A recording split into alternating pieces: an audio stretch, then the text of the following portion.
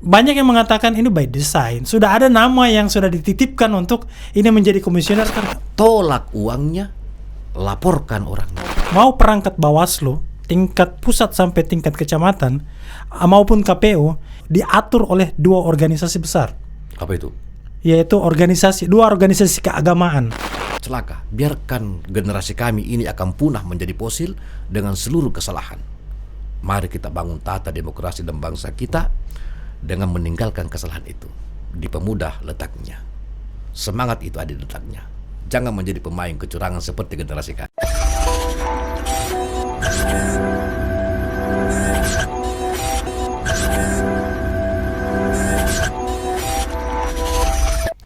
One days, one goals, one goodness. Selamat datang di Mata Pemuda. Masih bersama saya, Nur Amin Saleh, tuan rumah Mata Pemuda. Di segmen kali ini spesial. Kita akan membahas terkait kesiapan Bawaslu dalam mempersiapkan proses pengawasan pemilu 2024. Dan tak tanggung-tanggung, kita akan berdiskusi langsung dengan Ketua Bawaslu Kota Makassar, yaitu kakanda saya, Kakanda Dr. Abdillah Mustari. Bagaimana kabarnya Kakanda? Alhamdulillah. Assalamualaikum warahmatullahi wabarakatuh. Waalaikumsalam warahmatullahi wabarakatuh. Sehat Kak? Alhamdulillah sehat walafiat. Oke Kak. Di dalam proses demokrasi ini kan sudah semakin kelihatan arah pergerakan politik menuju ke 2024. Yeah. Baik kita melihat pergerakan di proses legislasi maupun eksekutif itu sendiri. Yang pada prinsipnya pergerakan politik itu sudah ada tahapan-tahapan yang sudah dilakukan, terkhusus juga di Bawaslu itu sendiri. Yeah.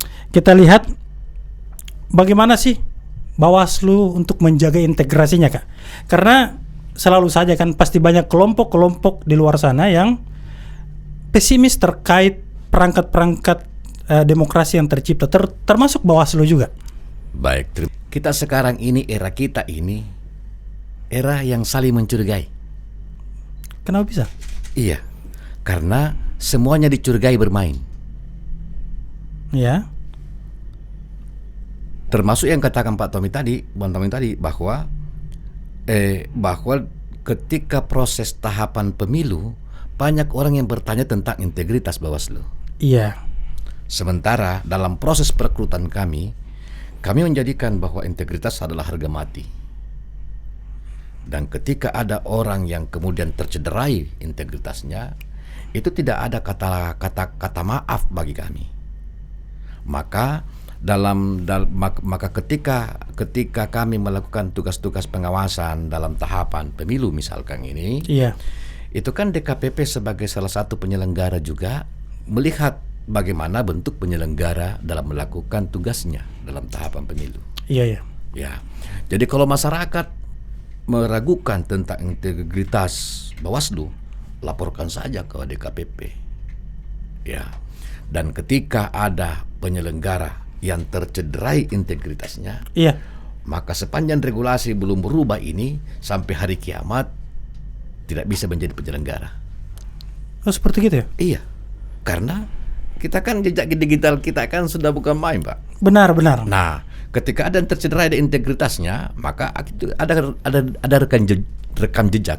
Iya. Ya, gitu. Berarti menjadi catatan penting juga ya bagi mungkin perangkat Bawaslu itu sendiri atau orang-orang yang baru mau bergabung di Bawaslu harus menjaga integritasnya. Sebab jika seandainya tercederai, tidak ada rumusnya untuk bisa bergabung. Iya. Dan jika seandainya sudah bergabung kemudian tercederai, tidak ada rumusnya lagi untuk bisa bergabung juga. Iya, kami punya proses untuk menjaga integritas Bawaslu. Iya. Tetapi ketika misalkan ada yang tercederai, ada proses-proses tentang persidangan kode etik, ada pelanggaran kode etik. Saya mau tahu sebenarnya apakah ada perbedaan fundamental terkait proses pengawasan Bawaslu di 2019 dan 2024. Karena kan ada perbedaan perhitungan atau penentuan kursi untuk bisa mungkin di eksekutif. Perhitungannya kan dari legislasi di 2024, Pak ya? Iya.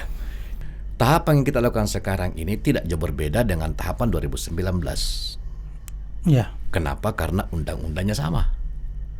Oh, tidak ada pembaharuan. Tidak ada pembaharuan karena masih kita kan undang-undang pemilu masih undang-undang nomor 7 tahun 2017. Karena undang-undangnya sama, maka prosesnya pun itu sama. Kurang lebih hampir sama. Kurang lebih sama. Perlu diketahui Bang Tommy, kita ini pesta sehari. Ya. Pesta kita nanti ini di hari 14 Februari, Hari Valentine, Hari Kasih Sayang. Iya. Itu pemilu nanti tahun 2024. 14 Februari 2024. Pestanya sehari. Pesta kita untuk meluapkan kasih sayang kita kepada negara. Iya. Tapi persiapannya 20 bulan. Persiapannya 20 bulan. Iya. Termasuk Bawaslu juga hari ini sudah gencar untuk menyiapkan perangkatnya, Pak ya? Iya. Kita kan sekarang ini kan masa tahapan pendaftaran dan verifikasi administrasi. Sebentar lagi masuk verifikasi faktual. Iya, iya. Nah, terkait calon peserta pemilu. Selain itu, di Bawaslu juga bertepatan dengan masa pembentukan Panwaslu Kecamatan. Jadi menarik ketika Bang Romi tadi mengungkit tentang persoalan integritas. Iya, iya. Nah, bagaimana Bawaslu menjamin integritas para calon Panwaslu Kecamatan. Oh, sekarang sudah tahapan verifikasi? Atau baru proses pendaftaran? Jadi gini, sekarang ini di KPU proses pendaftaran dan verifikasi administrasi. Iya, iya. Terkait dengan calon peserta pemilu, yakni para partai. Iya, iya. Selain itu, di Bawaslu sendiri masuk dalam tahapan pembentukan Panwaslu Kecamatan.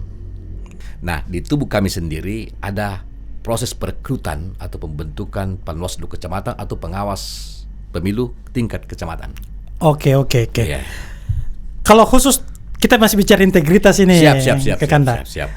Untuk ini kan proses tahapan pendaftaran verifikasi tingkat kecamatan, perangkat Bawaslu ya tingkat kecamatan.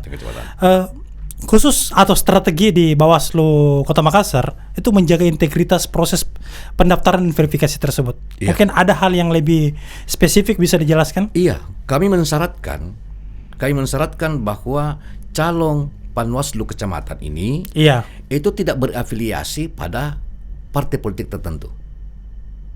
Tidak boleh berafiliasi. Maka nanti kita akan lakukan tracking. Ya. Model trackingnya seperti bagaimana? Model trackingnya mungkin ada sipol untuk melihat apakah orang ini sesuai dengan nicknya itu masuk dalam catatan sebagai anggota partai politik. Kemudian yang kedua, kita beberapa syarat tentang calon Panwaslu Kecamatan. Iya. Misalkan syaratnya adalah usia ya minimal 25, warga negara, punya nick di kabupaten di Kota Makassar. Iya. Nah, itu antara lain.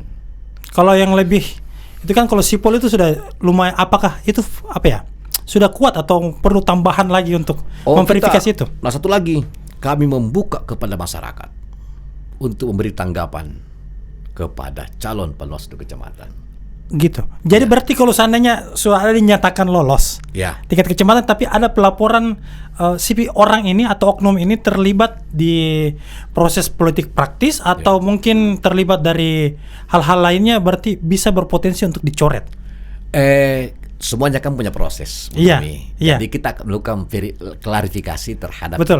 Jadi masukan masyarakat, jadi tolong kepada masyarakat, kepada khalayak ramai.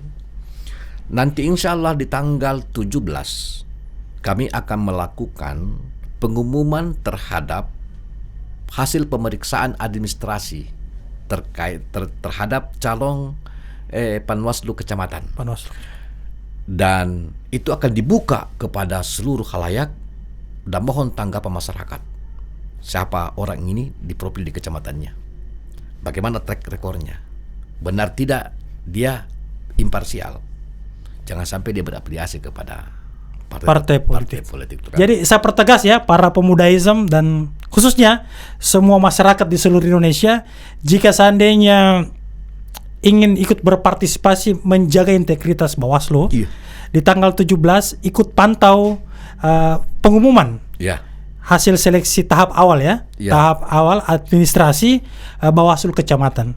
Karena kalau kita sudah jebol di kecamatan, yakin kita akan jebol di tingkat lainnya lagi kalau kita tidak teliti.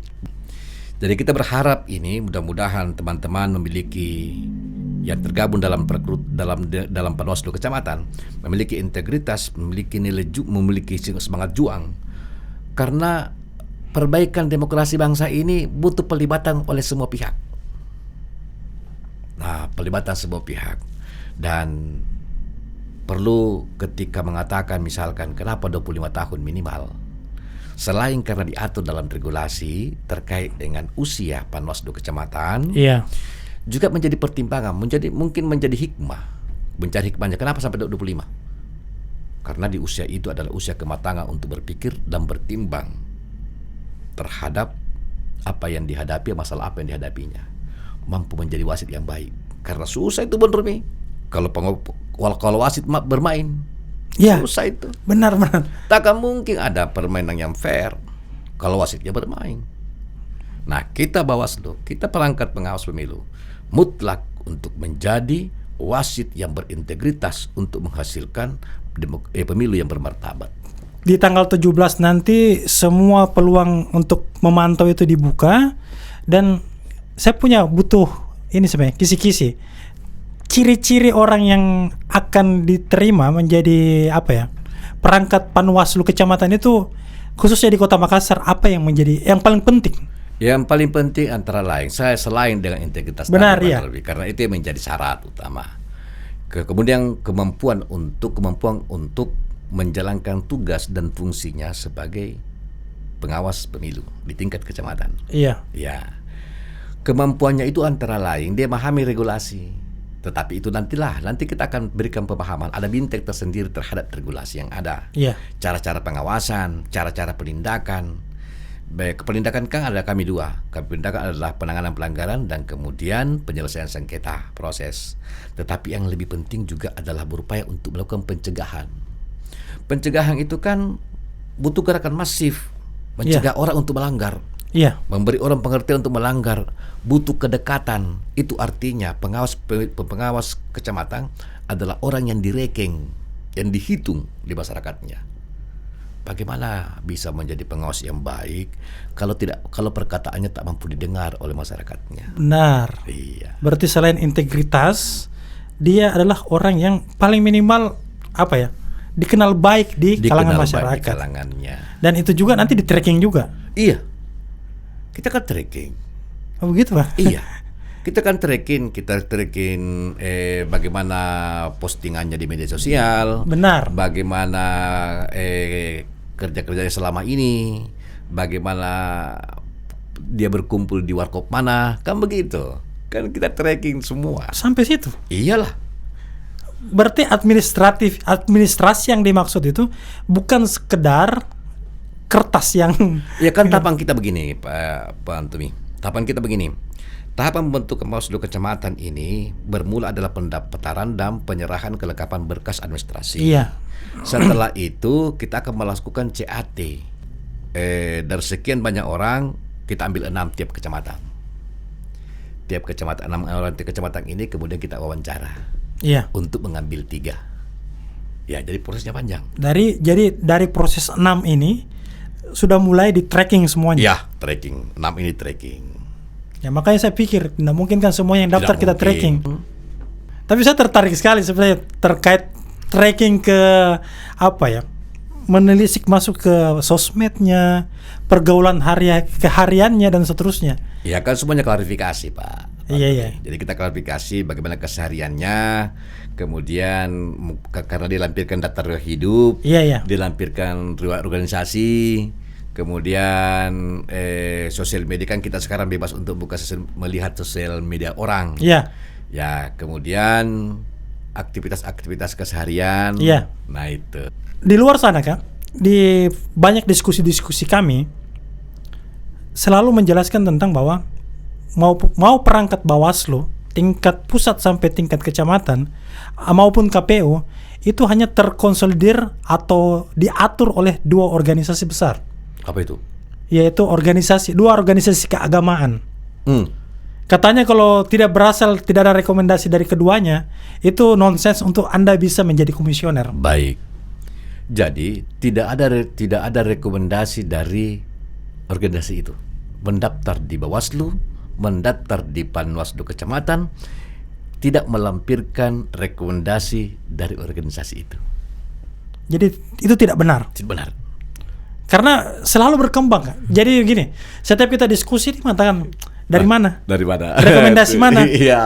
Kalau tidak melalui dua gerbong ini, iya. tidak ada rumusnya untuk bisa lulus. Oh iya. Jadi tidak ada perbincangan begitu di penerimaan Panwaslu Kecamatan. Kami juga di Bawaslu dulu ketika perekrutan tidak melampirkan tentang rekomendasi itu. Iya. Ini berarti hoax yang terpelihara, dan ini sebenarnya yang membuat membuat mindset dan kerangka berpikir kita itu jadi sempit. Atau orang luar yang memetakan orang-orang di dalam. Iya. Iya. Jadi memetakan siapa orangnya, siapa gerbongnya, sampai menelisik tentang pribadinya orang. Benar. Oh benar. Ya, Benar. gitu. Makanya saya agak segan sebenarnya bertanya, karena ini Tidak kan masalah, masuk tidak langsung bicara yang hal sensitif, dan ternyata itu hoax. Tidak ada persoalan rekomendasi. Tidak ada rekomendasi. Jujur ke saya itu agak berat untuk bertanya terkait itu. Cuman saya harus coba beranikan bertanya karena saya butuh klarifikasi. Ya, benar. Dan ternyata untuk mendaftar tidak butuh rekomendasi itu. Tidak ada rekomendasi itu. Rekomendasi yang itu adalah hanya persoalan hal-hal yang dipersyaratkan secara umum ya. Iya, kita di perekrutan Panwaslu Kecamatan ini kita mudahkan. Iya. Di tahun 2019 kemarin itu kita mensyaratkan tentang keterangan tidak pernah terpidana. Sekarang ini kita tidak mensyaratkan itu, cuma dibuat dalam pernyataan. Iya. Karena pertimbangannya akan lama prosesnya lagi, mana mengurus SKCK, Iya. kemudian mendaftar tidak terpidana, lama. Untuk narkoba kita juga tidak mensyaratkan. Nanti kepada orang yang terpilih itu kita mensyaratkan tentang narkoba. Berarti langsung nanti di tracking semuanya di situ. Iya. Apa dia berlaku surut atau tidak? Maksudnya? Kalau seandainya narkoba contohnya terpilih, setelah di cross check dia ternyata positif, setelah diklarifikasi ternyata pernah menggunakan sebelum terpilih, maka kami hanya melihat apa yang direkomendasikan oleh instansi yang menyatakan dia terkontaminasi narkoba. Kan ada pemeriksaan narkoba. Benar. Iya, kami lihat itu. Ya, kami tidak menduga-duga orang. Benar. Kita berlaku tentang kepastian. Oke.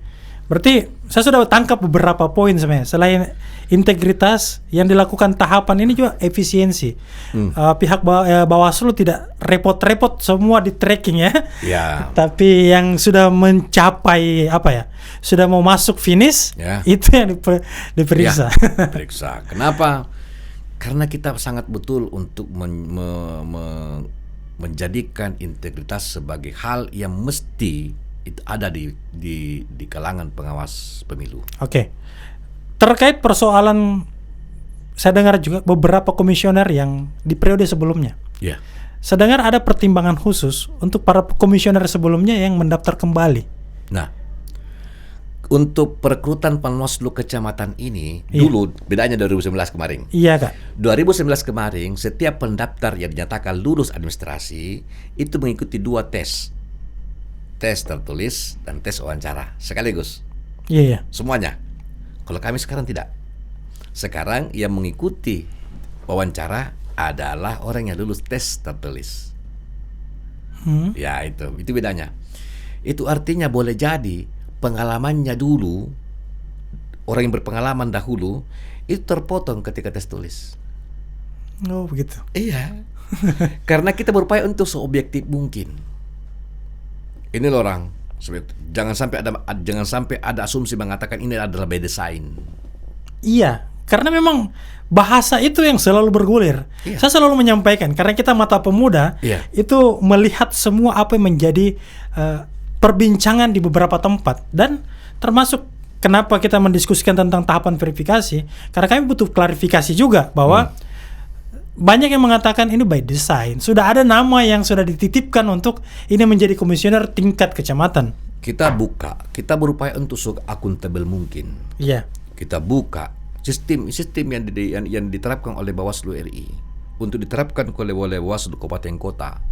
Itu memberikan sikap akuntabel sifat akuntabel, kepercayaan Iya. supaya masyarakat percaya dengan apa yang kita lakukan. Maka jangan sampai orang yang berpengalaman melapat tuangnya Lena Iya. sangat percaya diri bahwa Iya, saya adalah betul. mantan, tetapi tidak mampu untuk melewati tahapan tes tertulis, kan riskan. Benar-benar. Gitu. Dan bukan satu lagi, supaya ini benar-benar akuntabel, bukan Bawaslu Kabupaten Kota yang buat soal. Ada yang japri saya, dia sampaikan gini, Tabe titip nama aku. Serius. Dia Tabe titip nama aku, saya daftar di kecamatan ini. Iya. Saya pikir kan berarti kalau ada sistem titipan seperti itu, independensi, akuntabilitas, integritas itu masih dipertanyakan. Tapi saya pikir itu pertanyaan. Iya. Dan diklarifikasi bahwa tidak ada rumus seperti itu Tidak ya. ada rumus. Tidak ada rumus. Jadi tidak ada titipan. Iya. Lewati saja proses. Kita harus fair. Fair. Lewati proses CAT bersekian orang. Oke.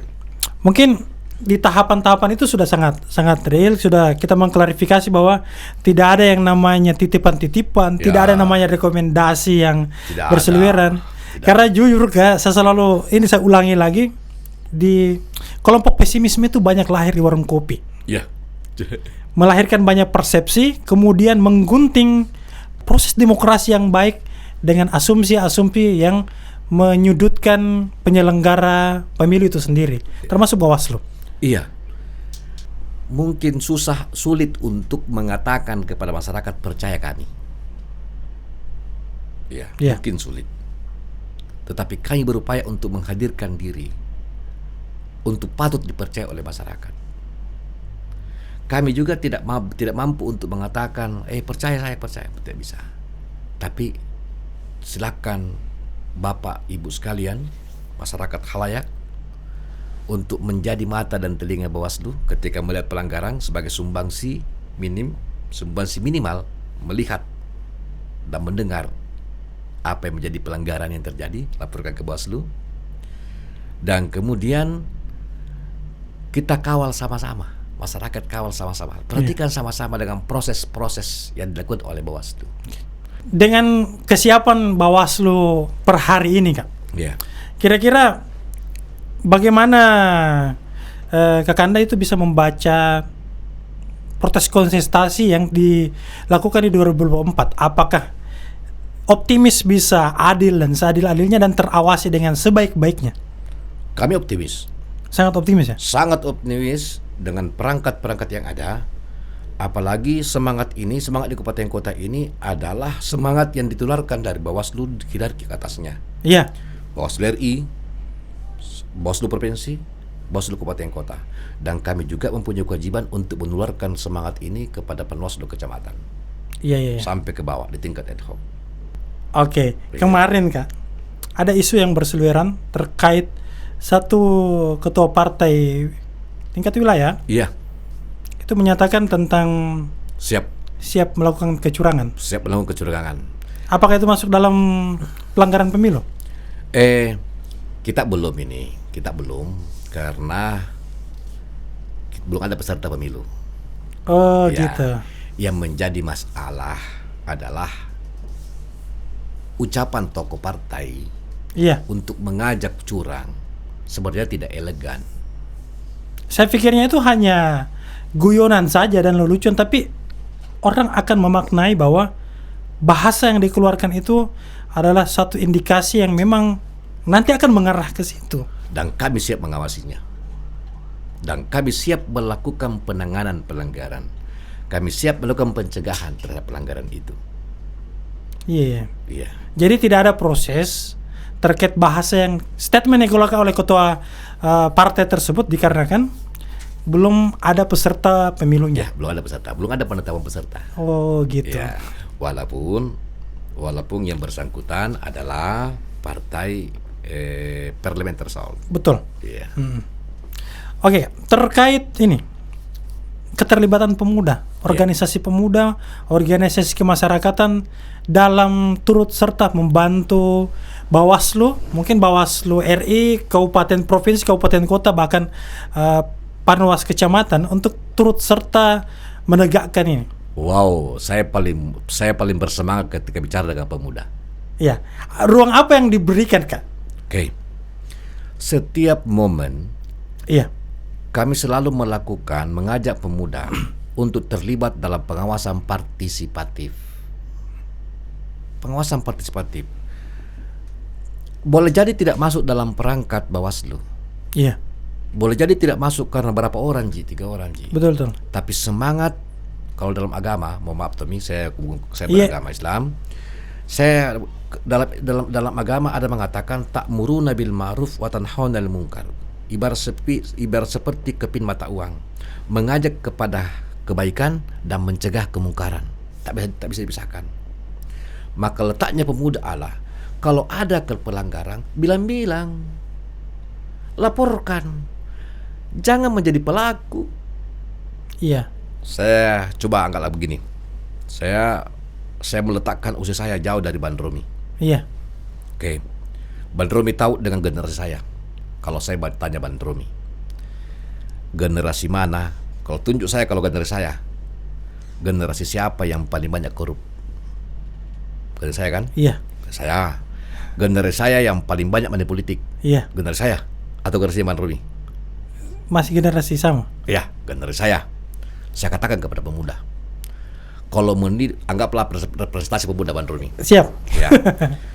Kalau generasi muda sekarang melihat betapa kami ini generasi yang lalu ini penuh dengan trik-trik dan kecurangan, maka saya katakan secara pribadi, celaka kalian para pemuda kalau kalian akan tumbuh menjadi generasi kami dengan perbuatan yang sama.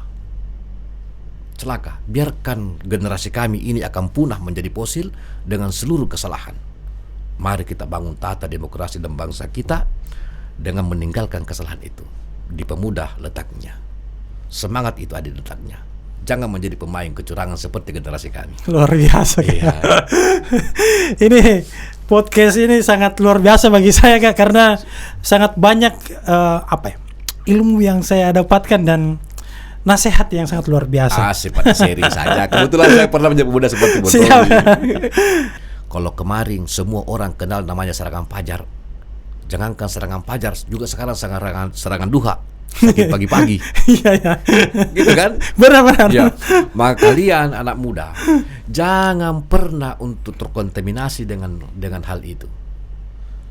Kalau dulu ada orang tua berkata, terima uangnya, jangan pilih orangnya. Betul. Sekarang lain. Apa sekarang, Kak? Tolak uangnya, laporkan orangnya. Kalau ada kelompok pemuda yang dia dalam bentuk kelompok bukan personal, Kak, Iya. kemudian datang ke Bawaslu, khususnya Bawaslu Kota Makassar, menyatakan, Kak, kami ingin terlibat. Iya, silakan. Apakah ruang terbuka? Ruang terbuka. Pengawasan partisipatif ini itu terbuka bagi masyarakat. Bukan cuma dalam bentuk lembaga. Jadi semua masyarakat, kami punya adagium begini. Bersama rakyat awasi pemilu, bersama Bawaslu tegakkan keadilan pemilu. Iya. Artinya kelompok-kelompok ini walaupun tidak berafiliasi secara langsung dengan Bawaslu, tetapi punya semangat untuk menjadi telinga dan mata Bawaslu. Iya. Iya, semangat untuk mengatakan salah ini, bahwa nyaris orang saksikan pelanggaran, tetapi sangat kurang orang, sangat banyak orang menyaksikan pelanggaran, tetapi sangat kurang orang untuk melaporkan bahwa ini pelanggaran. Kebanyakan kan takut. Kebanyakannya takut beritahu kepada khalayak. Kami akan rahasiakan siapa pelapornya. Bagaimana caranya? Silakan masuk ke hotline kami. Berikan informasi awal terhadap kami. Ini pelanggaran di daerah ini. Kami punya hotline. Bawaslu Kota Makassar punya hotline. Oh, bisa disampaikan, Kak? Oke. Di hotline kita di nomor tidak lihat di 0812 44 07 1955. Itu nomor hotline pengaduan di Bawaslu Kota Makassar. Sebagai penutup, Iya. mungkin ada poin penting yang mau kita sampaikan sebagai penegasan bahwa pemilu ini bukan sekedar kita mencoblos, tapi generasi bangsa atau demokrasi dan masa depan bangsa dipertaruhkan hari itu. Benar. Baik. Bapak Ibu sekalian, saudara-saudariku, bangsa ini membutuhkan semangat untuk kita semua. Proses pemilu ini untuk kita semua. Maka mari kita kawal sama-sama. Terkait dengan pengawasannya, Bawaslu dengan prinsipnya bersama rakyat awasi pemilu, bersama Bawaslu tegakkan keadilan pemilu. Yakinkan kepada teman-teman sekalian, para warga netizen yang ada, para pendengar dan penikmat Mata Pemuda, mari kita terlibat dalam mengawasi ini. Kalaupun masyarakat kurang percaya dengan penyelenggara atau pengawas, jadilah mata dan telinga DKPP, laporkan pelanggaran yang kami. Kalau di tingkat ad hoc kami, tingkat di bawah kecamatan, kelurahan, dan pengawas, ketika ada yang berbuat dan kemudian tercederai integritasnya atau berafiliasi kepada partai politik, laporkan kepada kami. Insya Allah kami berkata bahwa integritas adalah harga mati. Ya, dengan itu kita berharap mudah-mudahan yang terpilih kelak di ajang pemilu ini, yang kemudian kita berpesta di 14 Februari 2024, adalah pemimpin yang bermartabat dan berintegritas, karena prosesnya berintegritas dan diselenggarakan oleh penyelenggara yang berintegritas pula.